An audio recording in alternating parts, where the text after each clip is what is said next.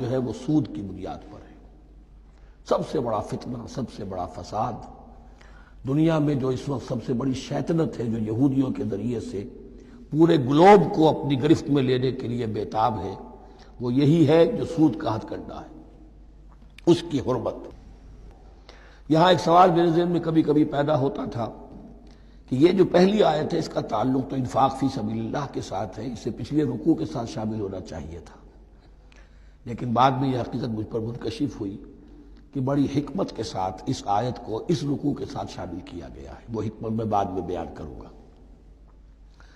الذین ینفقون اموالہم باللیل والنہار، وہ لوگ کہ جو اپنا مال خرچ کرتے رہتے ہیں رات کو بھی دن میں بھی، سرًا وعلانیۃً، خفیہ طور پر بھی اعلانیہ بھی، صدقات واجبہ اعلانیہ، صدقات نافلہ خفیہ، انفاق فی سبیل اللہ خفیہ۔ فلہم اجرہم عند ربہم ولا خوف علیہم ولا ہم یحزنون، ان کے لیے ان کا اجر محفوظ ہے ان کے رب کے پاس، نہ ان پر کوئی خوف طاری ہوگا اور نہ ہی وہ کسی حزن سے دوچار ہوں گے۔ الذین یاکلون الربا، اب ربا کا مسئلہ شروع ہو رہا ہے، جو سود کھاتے ہیں۔ وجہ کیا ہے؟ اصل مسئلہ ہے اس سرپلس ویلیو کا۔ آپ کا کوئی شغل ہے، آپ کی ملازمت ہے، آپ کما رہے ہیں، آپ کا خرچ پورا ہو رہا ہے، کچھ بچت بھی ہو رہی ہے۔ اب اس بچت کا اصل مصرف کیا ہے؟ یسألونک ماذا ينفقون قل العفو، اصل راستہ تو یہ ہے کہ اس کو دے دو اللہ کی راہ میں، یا محتاجوں کو یا اللہ کے دین کو۔ لیکن اب جو سود خورانہ ذہنیت ہے وہ یہ کہ اس بچت کو بھی مزید کمائی کا ذریعہ بناؤ، یہ سود خورانہ ذہنیت ہے۔ لہذا اصل میں سود خوری انفاق کا کی ضد ہے، اور یہ عقدہ مجھ پر کھلا جبکہ القرآن یفسر بعضہ بعضا، اس اصول کے تحت جب سورہ روم کی آیات کا میں نے مطالعہ کیا، وہاں یہی شکل آپ کو نظر آئے گی کہ ان دونوں کو مقابلے میں لایا گیا ہے، اللہ کی رضا جوئی کے لیے انفاق اور ربا، سود پر رقم دینا۔ وما آتیتم من ربا لیربو فی اموال الناس فلا یربو عند اللہ، جو کچھ تم دیتے ہو سود پر کہ وہ بڑھے لوگوں کے مال میں، محنت وہ کر رہا ہے اور آپ اس کی کمائی میں سے آپ وصول کر رہے ہیں اپنے اس سرمایہ کی وجہ سے، تو یہ گویا کہ آپ کا مال اس کے مال میں اس کی محنت سے بڑھ رہا ہے۔ الذی ما آتیتم من ربا لیربو فی اموال الناس فلا یربو عند اللہ، اللہ کے ہاں بڑھوتری نہیں ہوتی۔ وما آتیتم من زکاۃ تریدون وجہ اللہ فاولئک هم المضعفون، اور وہ جو تم زکوٰۃ اور صدقات میں دے دیتے ہو اللہ کی رضا جوئی کے لیے، تو وہ ہے جو دوہرے چوہرے کر رہے ہیں، ان کا مال بڑھ رہا ہے، اس کی بڑھوتری ہو رہی ہے۔ تو انفاق فی سبیل اللہ، صدقات، زکوٰۃ، اس کے بالمقابل، اس کے برعکس ہے اپنی اس بچت کے مال کو، اور آپ کو معلوم ہے آج کی بینکنگ سسٹم کا سب سے زیادہ زور بچت کی اسکیم، اور یہ سب کا سب جو ہے در حقیقت saving bank, saving account, save کرو، لیکن سیو کرو مزید کمانے کے لیے۔ سیو جو ہے اس لیے نہیں ہے کہ اپنا پیٹ کاٹو اور غرباء کو دو، اپنا سٹینڈرڈ آف لیونگ کم کرو اور اللہ کے دین کے لیے خرچ کرو، یہ نہیں، بلکہ اس لیے کہ وہ جو تم بچاؤ وہ ہمیں دو، تاکہ وہ ہم سود پر زیادہ رقم، زیادہ شرح سود پر دوسروں کو دے اور تھوڑا شرح سود تمہیں دے دے۔ اب اس کے برعکس ہے الذین یاکلون الربا، جو لوگ سود کھاتے ہیں، لا یقومون الا کما یقوم الذی یتخبطہ الشیطان من المس، وہ نہیں کھڑے ہوتے مگر ان کی طرح سے کہ جن کو شیطان نے مخبوط الحواس بنا دیا ہو چھو کر۔ یہاں عام طور پر یہ سمجھا گیا کہ یہ قیامت کے دن کا نقشہ ہے، یہ قیامت کے دن کا نقشہ تو ہوگا ہی، اس دنیا میں بھی سود خوروں کا حال یہی ہے، اور اگر ان کا نقشہ دیکھنا ہو تو کسی سٹاک ایکسچینج کو جا کے دیکھ لیجیے، معلوم ہوگا دیوانے ہیں، پاگل ہیں، چیخ رہے ہیں، دوڑ رہے ہیں، بھاگ رہے ہیں، وہ انسان نہیں نظر آتے اس وقت جو بھی کچھ ہو رہا ہوتا سٹاک ایکسچینج کے اندر۔ مخبوط الحواس انسان جو ہے وہ ہو جاتا ہے، یہ سود خوری کی وجہ سے۔ الذین یاکلون الربا لا یقومون الا کما یقوم الذی یتخبطہ الشیطان من المس ذلک بانہم قالوا انما البیع مثل الربا، اور ان کے سب سے بڑھ کر مخبوط الحواس ہونے کا مظہر یہ ہے، یہ اس لیے کہ وہ کہتے ہیں کہ بیع بھی تو ربا کی طرح ہے، بیع بھی تو سود ہے۔ میں نے 100 روپے کا مال خریدا، 110 میں بیچ دیا، 10 بچ گئے، یہ ربا ہے، ربا جائز ہے۔ 100 روپے کسی کو دیے اور 110 لیے، یہ سود ہو گیا۔ بھائی کیوں ہو گیا؟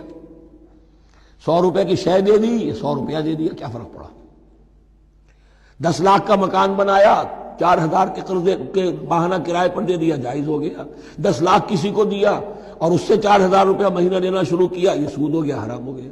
عقلی طور پر یہ باتیں ہیں کہ جو سود کے حامیوں کی طرف سے کہی جاتی ہیں۔ انما البیع مثل الربا، بیع میں بھی جو نفع ہوتا ہے، ربح اور ربا، یہ میں اس وقت بیان کر چکا ہوں سورہ بقرہ کے دوسرے رکوع کے ضمن میں۔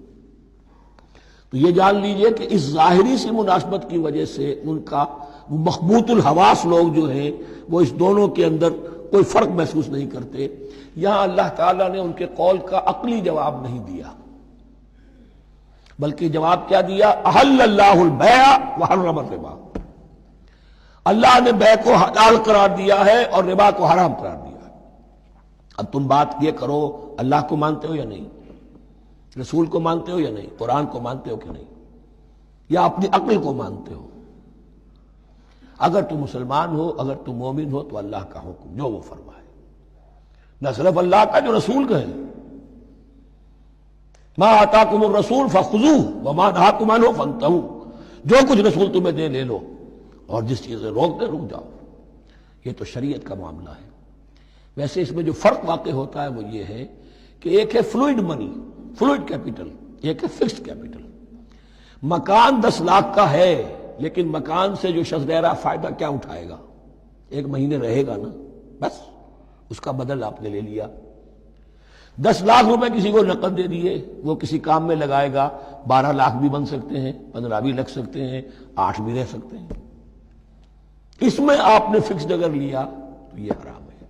ان دونوں میں اگرچہ عام طور پہ کہا جائے گا یہ بھی کیپٹل ہے وہ بھی کیپٹل ہے، مکان بھی تو سرمایہ کی ایک شکل ہے، لیکن یہ فکسڈ کیپٹل ہے، اس کی شکل بدل نہیں رہی ہے۔ اس مکان میں تو ایک شخص رہ جائے گا، سکنا ہوگا، اس کی رہائش ہے، یا آپ کہیں گے اس کی ویئر اینڈ ٹیئر ہے تو اس کا آپ نے بدل لے لیا، بس ختم۔ لیکن وہ جائے گا، وہ مکان آپ کے لیے رہ جائے گا۔ لیکن یہ کہ 10 لاکھ جس کو دیا نقد، وہ کاروبار کرے گا، کچھ اور کہیں لگائے گا، اس کے اندر اضافہ بھی ہو سکتا ہے، کمی بھی ہو سکتی ہے، اس میں پھر فکسڈ پروفٹ لینا یہ ہے حرام، اور ان دونوں میں کوئی مناسبت نہیں۔ لیکن اللہ تعالیٰ نے یہ جواب نہیں دیا، جواب دیا احل اللہ البیع وحرم الربا فمن جاءہ موعظۃ من ربہ فانتہی فلہ ما سلف، تو جس شخص کے پاس اس کے رب کی طرف سے یہ نصیحت پہنچ گئی اور وہ باز آ گیا، رک گیا، فلہ ما سلف، تو جو کچھ پہلے وہ لے چکا ہے وہ اس کا ہے، وہ اس سے واپس نہیں لیا جائے گا، حساب کتاب نہیں کیا جائے گا کہ تم اتنا سود کھا چکے ہو واپس کرو۔ لیکن اس کا یہ مطلب بھی نہیں کہ اس کا کوئی گناہ ان پر نہیں ہوگا، وَأَمْرُهُ إِلَى اللَّهِ، اللہ کے حوالے رہے گا، معلق رہے گا، اللہ چاہے گا تو معاف بھی کر دے گا، اور اللہ چاہے گا تو پچھلے سود کے اوپر بھی اس کی سرزنش ہوگی۔ أَمْرُهُ إِلَى اللَّهِ وَمَنْ عَادَ، لیکن اس نصیحت کے آنے کے بعد بھی جس نے دوبارہ یہ حرکت کی، فَأُولَٰئِكَ أَصْحَابُ النَّارِ هُمْ فِيهَا خَالِدُونَ، تو یہ جہنمی ہے اور اس میں ہمیشہ ہمیشہ رہیں گے۔ يَمْحَقُ اللَّهُ الرِّبَا وَيُرْبِي الصَّدَقَاتِ، اللہ تعالیٰ ربا کو مٹاتا ہے، دباتا ہے۔ اور ہمارے زمانے میں شیخ محمود احمد مرحوم نے ایک کتاب لکھی ہے مین اینڈ منی، اس میں ثابت کیا ہے جہاں جو یہ سود کا معاملہ چلتا ہے 3 چیزیں ساتھ ساتھ بڑھتی چلی جاتی ہیں۔ جتنا سود بڑھے گا ان امپلائمنٹ بڑھے گی، انفلیشن بڑھے گی، نتیجے میں انٹرسٹ ریٹ بڑھے گا، جیسے انٹرسٹ ریٹ بڑھے گا ان امپلائمنٹ مزید ہوگی، انفلیشن زیادہ ہوگی، اس سے وشس سرکل، اور اسی کے نتیجے میں تباہی ہو جاتی ہے، چھپی رہتی ہے وہ تباہی۔ وہ تو ایک ہی وقت میں بینک کرپٹ ہوگا، کوئی بینک، بڑے بڑے بینک جو ہیں دیوالے نکلیں گے، ابھی جو کوریا کا حشر ہو رہا ہے اور جو اس سے پہلے روس کا ہو چکا ہے، یہ سارا جو ہے یہ یوں سمجھیے شیش محل کی طرح ہے، اس میں تو ایک پتھر پڑے گا تو ٹکڑے ہو جائیں گے۔ وَمَنْ عَادَ فَأُولَٰئِكَ أَصْحَابُ النَّارِ هُمْ فِيهَا خَالِدُونَ يَمْحَقُ اللَّهُ الرِّبَا وَيُرْبِي الصَّدَقَاتِ، اللہ تعالیٰ پالتا ہے، صدقات کو پالتا ہے، بڑھاتا ہے اللہ کے ہاں۔ وہ آیت میں سنا چکا ہوں آپ کو، سورہ روم کی 39ویں آیت ہے یہ، وَمَا آتَيْتُم مِّن رِّبًا لِّيَرْبُوَ فِي أَمْوَالِ النَّاسِ فَلَا يَرْبُو عِندَ اللَّهِ وَمَا آتَيْتُم مِّن زَكَاةٍ تُرِيدُونَ وَجْهَ اللَّهِ فَأُولَٰئِكَ هُمُ الْمُضْعِفُونَ۔ واللہ لا یحب کل کفار اثیم، اور اللہ کو ہرگز پسند نہیں ہے وہ سب کہ جو ناشکرے ہیں اور گناہگار ہیں۔